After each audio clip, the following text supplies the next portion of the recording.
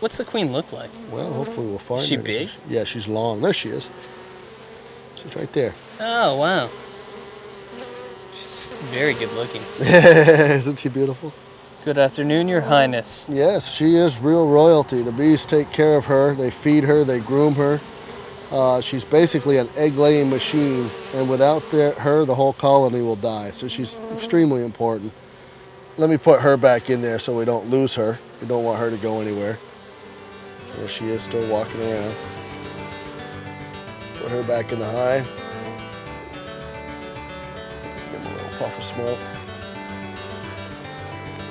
On a warm summer afternoon, Chaz Mraz, a third-generation beekeeper, gave me an up-close look at one of his bee colonies located in the Champlain Valley. His grandfather, Charles Mraz, started Champlain Valley Apiaries back in 1931 in Middlebury, Vermont, and this family-operated business has been producing amazing honey ever since. We're lucky in the state of Vermont in that it's a dairy state, and a lot of the hay fields that you see growing around Addison County are primarily made up of clover, alfalfa, and bird's foot trefoil, different legume plants that are great honey producers. They produce real light, nice, mild-tasting honey, and they can produce a lot of it. Champlain Valley Apiaries maintain over 1,000 hives spread over 30 locations from the Canadian border to Orwell, Vermont. On a good year, they can produce an average of 60,000 pounds of honey. Honey will vary just so dramatically depending on where you are and what time of year it is and what's coming in. There's thousands of nectar-producing plants which the bees make honey from. When you look at wine or something, there's about 14 different kinds of grapes you produce wine from, but there's just thousands of different flowers you can produce honey from. So the variety of honey is almost just unlimited. Wow, look at that. See, what we're seeing right here is that's what they call bee bread. That's a mixture of pollen and honey. They use that to feed the brood. A beekeeper's success depends on weather and the health of their bee colonies. Keeping the hives free of mites, wax moths, and other parasites are constant issues. Ensuring the bees survive the harsh Vermont winters is also a perennial challenge. That's our feed for the winter. Go ahead and pick that up. Oh my God. That's got at least 40 pounds of honey in it. It's so heavy. They'll eat that over the winter and Yeah. hopefully stay healthy on it.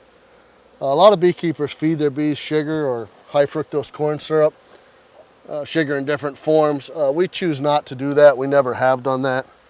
You know, we give up a lot of honey, I guess, not doing it, but we feel the health of the bees is that much better. The beekeeper's season starts in early spring, when all the hives are checked and prepped for production. The honey starts to flow by mid-June, and by early August, the collection process begins. Over the next few weeks, full hives are brought back to the honey shop for extraction. Each hive box contains 7 to 9 frames, loaded with honey. The combs are all capped with beeswax. To remove the wax, each frame is run through a machine that uncaps the seal to expose the honey. Each frame is then put into a centrifuge to extract as much honey as possible.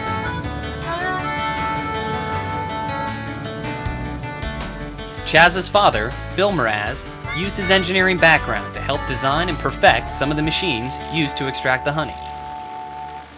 This frame will have about 4 pounds of honey in it. And once we run it through the centrifuge and spin all the honey out, it ends up looking like this, less the honey. You can just get an idea for the difference in weight there. That's a lot of honey, that's for sure.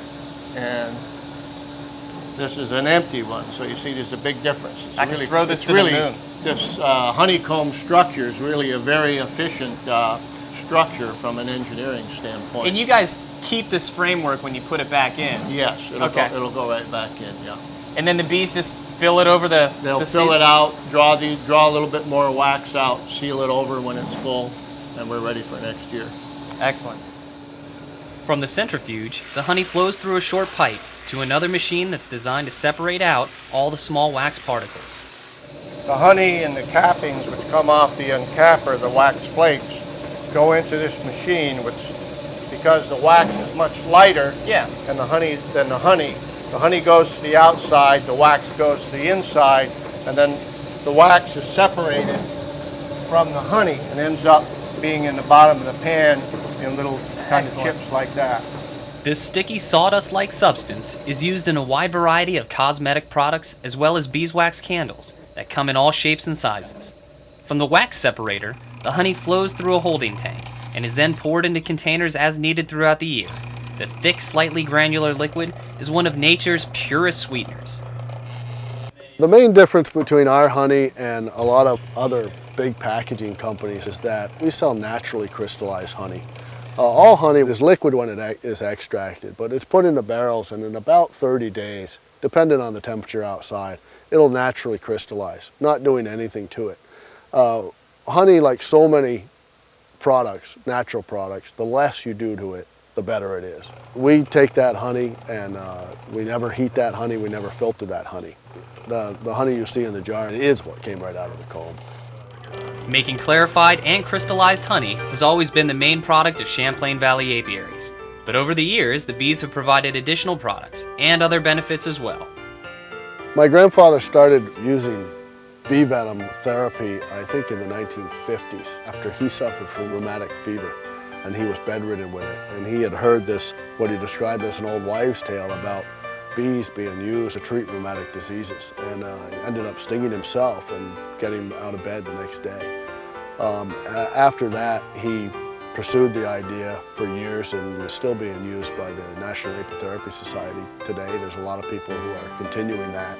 Our apiary still collects bee venom for laboratories around the United States and abroad that produce the things like EpiPens for allergists and things like that with that bee venom. My grandfather developed a collection system which we pretty much continue to perfect over the last 50 years. Over those same 50 years, Champlain Valley Apiaries has also continued to perfect the process of making honey. Their crystallized honey can be found in most co-ops and in the Vermont section of local Shaw's supermarkets. Another place you can purchase our honey is directly from us. We do a fairly large mail order business. You can either call directly to the honey shop, the 1-800 number, and we have a website, ChamplainValleyHoney.com, and we do quite a lot of mail order business. We do a lot of holiday gift packs and things like that as well. And you can order anything on there, from a jar of honey, a case of honey, to gift packs for your friends in the holidays. It's a sticky business that comes with some pretty sweet fringe benefits. But for this group of beekeepers, the true measure of success would not be determined by the gallons of honey produced, but in the number of kitchens that use honey as an everyday source of flavor and sweetness. Back in our history, every kitchen had honey or maple syrup or both in the kitchen. Over the generations, Americans have just adopted the sugar bowl and become addicted to it, basically. They just use it for everything. What I really would like to see people do is try to turn the clock back a little bit for your own health and go back and get rid of your sugar bowl. Try to do it for a week, a month, and just use honey, use maple syrup as a sweetener. Try to use those in your kitchen and see how that performs for you. They're doing a lot of studies on the different health benefits of honey. Very interesting things. They're finding out more and more that honey is a much healthier product to have in your kitchen than sugar.